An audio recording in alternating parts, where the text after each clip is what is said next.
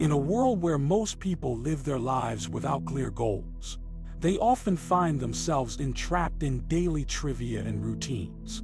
Robert Heinlein, the acclaimed science fiction writer, once said that the absence of defined objectives can lead to enslavement by the mundane. In absence of clearly defined goals, it is strangely addictive to play trivia every day until we ultimately become enslaved by it. Robert Heinlein was a science fiction writer. He wrote strangers in a strange land one time in a book, and that's what he said. In absence of clearly defined goals, as a result of growing up in an environment where there were no clearly defined goals, we have become enslaved today. Daily trivia. And that's where most people live, just listening to them. Let's keep thinking about how paradigms are formed when this information keeps coming in around us. A paradigm is a program in her subconscious mind. Now, that's in our little life. But here we are 20, 30, 40 years later. Paradigms still in control. People don't change much over a lifetime. Oddly enough, they move ahead, incrementally, small jumps. How did I go ahead by 40? 3.75, bang like that. The right information in 1 year. Rejecting the bad information and studying the good information. You see, that's what inspiration is all about. Now, let's stop and think. Here, our school gave us valuable knowledge. However, school never taught us anything about paradigms.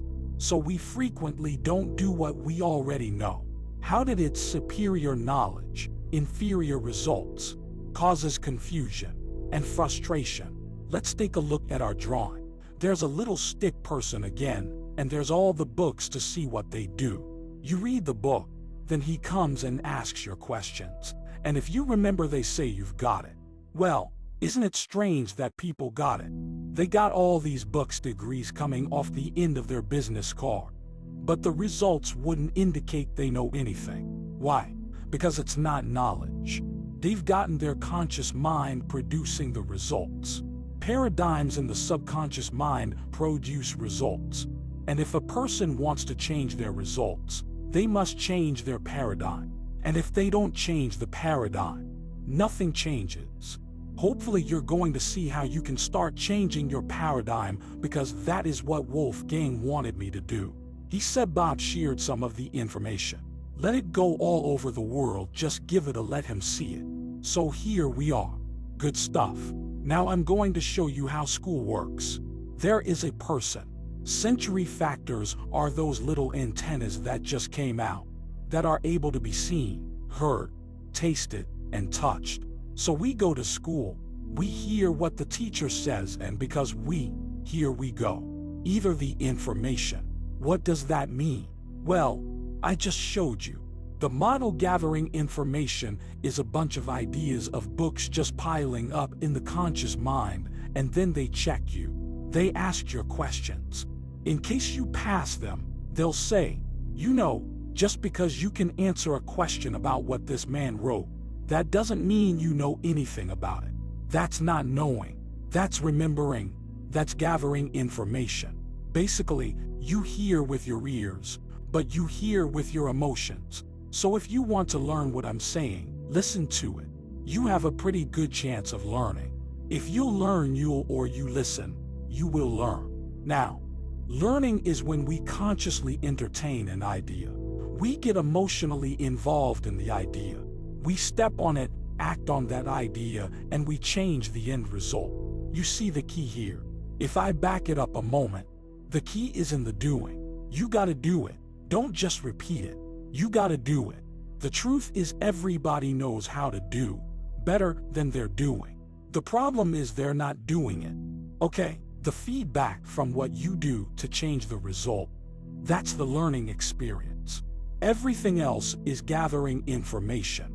In simplest terms, paradigms can be thought of as mental programs that have almost exclusive control over our habitual behavior and nearly all of our behaviors. You could set a clock for most people. They get up in the morning. They move into a routine. That's what happens. It's sad, but they do it. Abundance is our birthright, and everywhere you look, you see abundance. Everywhere you look, there's an abundance of leaves on the trees. There's an abundance of snow in the ground. There's an abundance of water in the universe.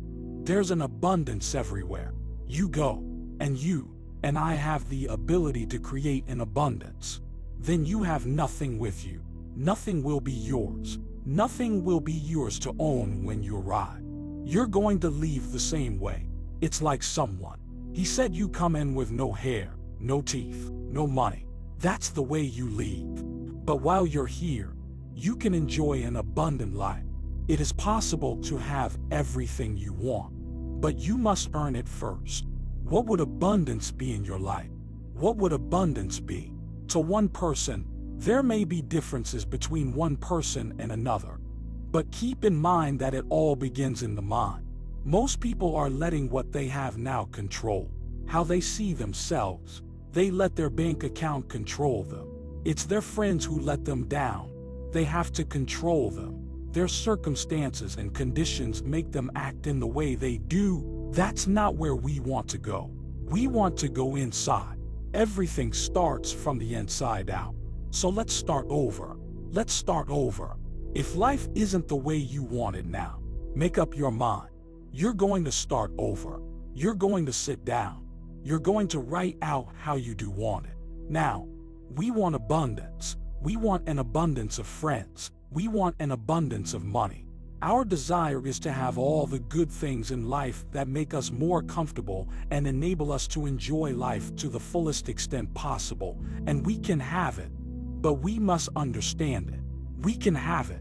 We've got to understand that we have infinite potential locked up within us. We've got a marvelous mind. We can think anything we want. Do you know Viktor Frankl spent the war years in a concentration camp? And he said, regardless of the intellectual or physical abuse it was subject to do, no one could cause him to think about something you didn't want to think. Are you expecting an increase in your income? If your answer to that question is, how much do you expect? Or what are you doing to increase? See if we expect it. We're doing something that's going to cause it to happen. If someone does not follow through with their action plan, they can't expect better results. It isn't going to happen. You're not going to see that. Those who expect better results will follow through on something called a rash. And Sunday evening, actually I just had a feeling that there's something really big West Coast, something big is coming, an iPhone Russian. The two of us were unable to figure out who couldn't pinpoint the problem, even though we were both thinking the same way. Now, I think you have to have that kind of an attitude. You have to be in that kind of vibration in reality. If you are going to make things happen, and it's not the most important thing to say you expect it, you do not expect it at all if you do the same things every single day. Thank you for embarking on this journey with me. If this video resonated with you, I invite you to like and subscribe to our channel. Share this video with others so they can benefit from this message, and don't forget to leave a comment below sharing your thoughts, reflections, and experiences. Thanks again for watching and for joining me. Take care and see you soon.